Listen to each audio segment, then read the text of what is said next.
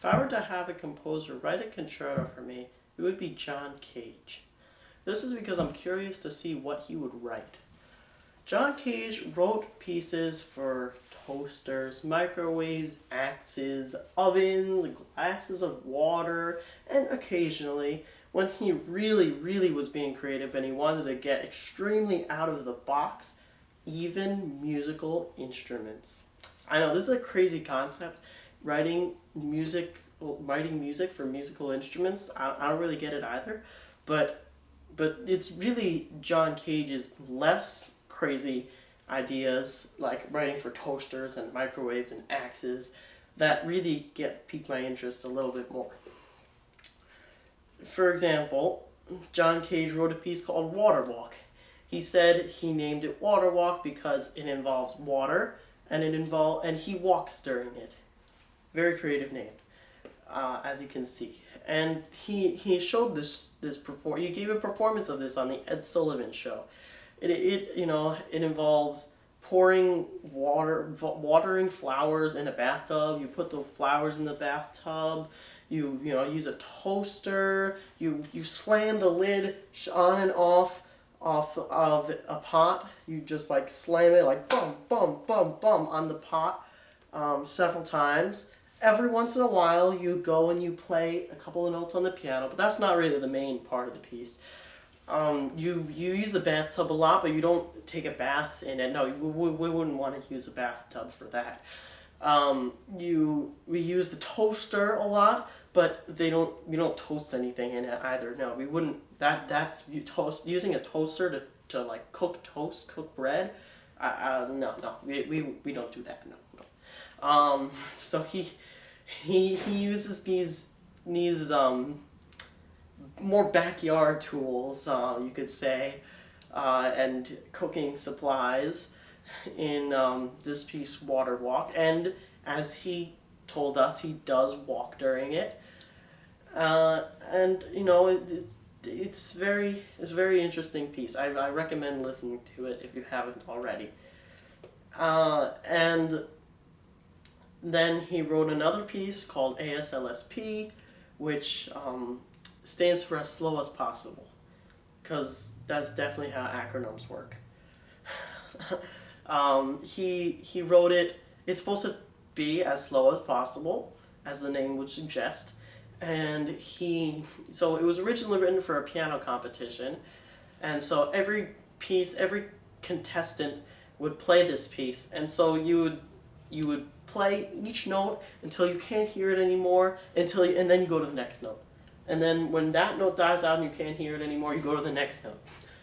I don't know about you, but I would not want to be a judge to this competition. It would take very long time, and it would be very boring. I might want to bring a few good books, because I might finish them. That's how long it would take.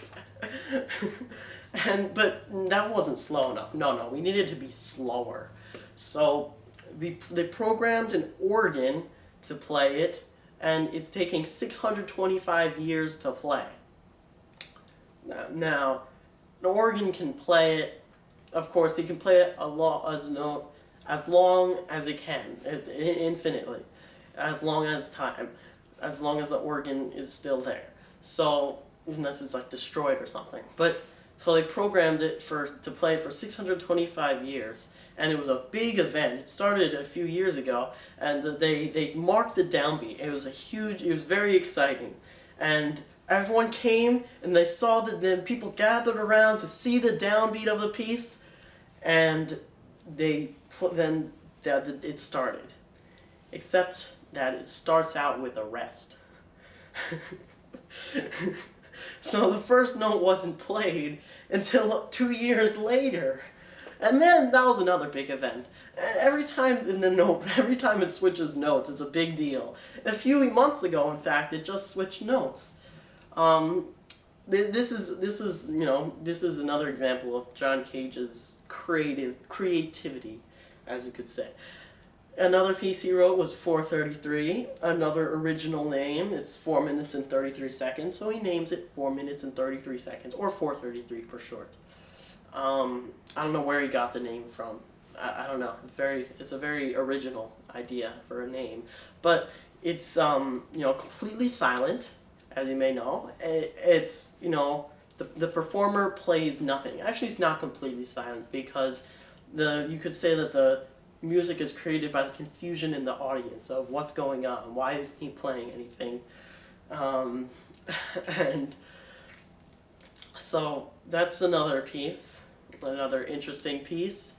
And I saw in Vienna. I went to this museum in Vienna where he had his students like axe down a piano until it was in bits of shreds of wood, and then they would put it back together with all sorts of screws and bolts and nails in it, and then they would play it. And maybe this was the beginnings of prepared piano, except now in prepared piano, you don't have to destroy the piano with an axe before you can prepare it.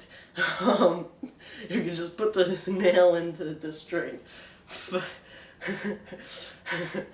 And this type of you might want to say insanity is very intriguing for me, and so I'm curious to see what he would write for me for a concerto for me.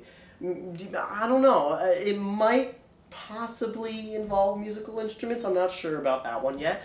It might involve toasters or microwaves or axes, although I hope he doesn't make me break any of my instruments. I wouldn't really like that very much. But as maybe I would, if you were alive, I would and you were writing a piece for me, I would write him a letter saying, "Dear Mr. Cage, please do not have this concerto involve the destruction of any instruments. Thank you very much." So I'm curious for what he would write. I'm sure it would involve some cooking supplies. He likes to write for cooking supplies, and so I'm sure I'd have a lot of fun playing it. Maybe less fun listening to it, but I'd surely laugh at the least. That's why I would like John Cage to write a concerto for me.